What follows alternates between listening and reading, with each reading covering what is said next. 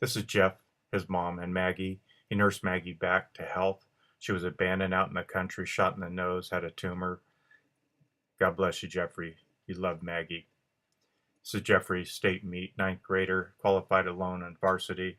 He was doing just fine until he found out that a coach was having sex with a girl that he fell in love with. This is Jeffrey, February 23rd, after going to San Diego, found under bridge.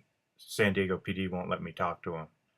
This evidence gathering, or is this the brain matter that was found later underneath fire trucks and police? This is a foot imprint on my son's side of his foot. How did that get there? Straps don't come off of helmets. This was pulled off with a pair of pliers. Many witnesses saw that. There was no other damage to the helmet other than that when we got the helmet from the mortuary. Oh, by the way, they washed the clothes. San Diego is finest. Were they looking for evidence here? Yeah, harassing another female police officer. This is Mr. Revelos. Followed me into a Vaughn's on Garnett, whimpering away, raping women. City attorney blaming the women for bribing him. Are you kidding me, sir? Mr. Goldsmith. Yeah, no medical intervention.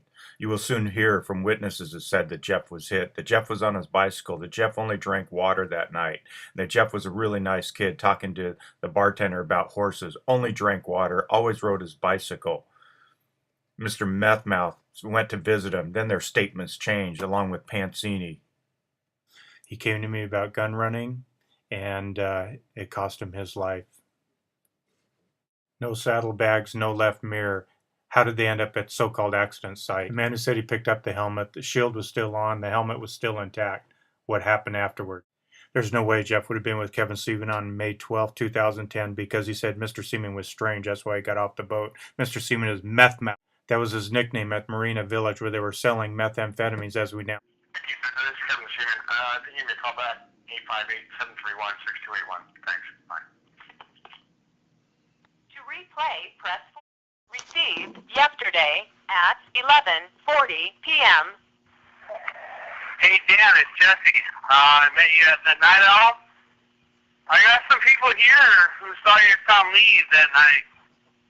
And I got people who now, like, I got a buddy of mine who says he saw Dan leave here and then he saw Dan get hit.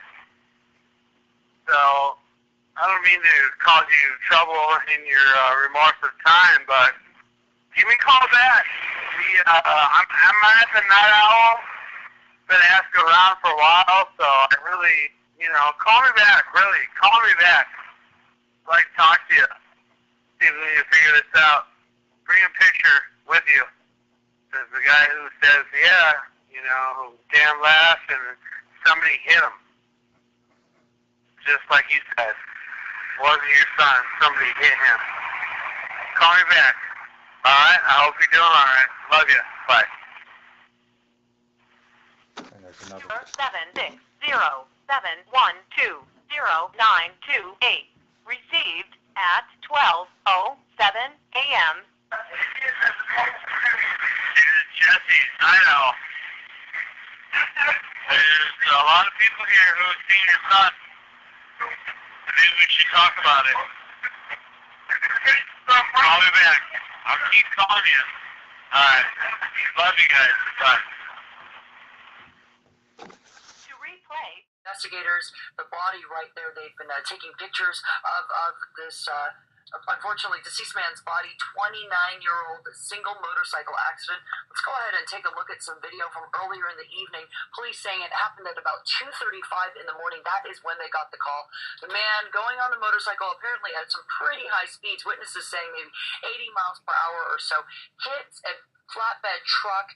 Essentially, the motorcycle breaks in half at that point. Motorcycle keeps going, hits a couple other cars. Finally, the motorcyclist is freed from the motorcycle. We hear he died on impact. Witnesses saying he did kind of stand up for a little bit and then collapsed. You know how Jeff was just really, he was just a great kid. Really nice kid, and my tandem was becoming friend with him, and my daughter ended up becoming friend with him. Right. Yeah, I'm very sorry to hear that. Right, and when Jeff, I believe Jesse when he said he just drank, because Jeff people didn't know this, but he had an allergic reaction. There, and they were playing pool. Right. I guess he ride his bicycle to mission that something happened. Right. So it's what we're in. Jesse's a really nice guy. He really seemed like he wanted to help that night. Right. A couple times he come in just have water talking to her. Right. The hose, because my bartender had hose. And they were talking about a hose, and I guess they're becoming friends. He doesn't drink. Right. Jeffrey. My attendant is really nice, so they... Detective Ron LeMaster says it's illegal to question the man of this car. He claims he was the first detective there that night. He checked the hood because there was blood on this car and on the passenger side. Wrong, Mr. How does Jeffrey become clad in tennis shoes and all of his clothing, laying supine just like two attorneys saw us in the original police photos to the way he looked now? Secondly, how does Dana Gary end up without his wallet and with other items that he shouldn't have ever had or she never inventoried? Why did they wash his clothing? Why didn't they investigate his clothing? Christina Stanley said she didn't want to get involved. Is that kind of like what's happening with me? I'm trying to obtain the 911 releases and the time. What did Miss Trevino know that caused her death? Is the same thing that caused my son's death. He was meeting with a federal agent in San Diego.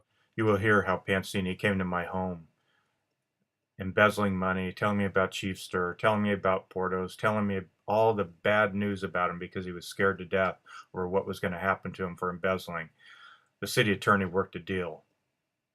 Mr. Pansini and his wife Dana at my house right after he was outed June 9th, whimpering, telling me about Chief Stir. Is this what it's about, the Burbank PD? Yeah, brain matter, right? There it is. Yeah, he stood up, put his hand on a cab. Is that right, Jenny Hamill? Witnesses said. I also have other witnesses you'll be hearing more from. Helmet doesn't come off. Man in car sleeping says he was wearing jeans. He always sleeps in his jeans. Who's this there? I think I know. My son on a boat. They're videoing him. Remember, this is Burbank. Burbank Studios. Mr. Methmouth. My son would have never been with him. He got off the boat 5 days earlier. What are they looking at in the trunk? I know what they're looking at. There he is again in his uniform. He calls it costume. How disgusting. You're a disgrace to the fire department. Tell me I can't do an investigation. Yeah, why is that, Pansini? Yeah, Dana and Tracy, tell me who the blonde one is standing to the left there. You know who he is. The wheel of the motorcycle is behind the front wheel of that blue car. Beautiful young man, great runner, committed son, great young man. Must have felt like a real big man picking on a little kid. Huh, Mr. Costume Wearer? That's what you call your uniform. You're a disgrace to the fire department. Embezzling costume. Yeah, it was Chief Davis that outed you, Pansini, for stealing, for theft of city funds. I was thinking you're smarter than everybody else. You have bulletproof vests. You'll hear from statements, witness statements. Jeff was shot. God forbid something happens to you, Pasqua, fire wife. What are you doing to my son? Is that your husband, Pasqua? LA County fireman down there? Because it's not San Diego. We know that. My beautiful son.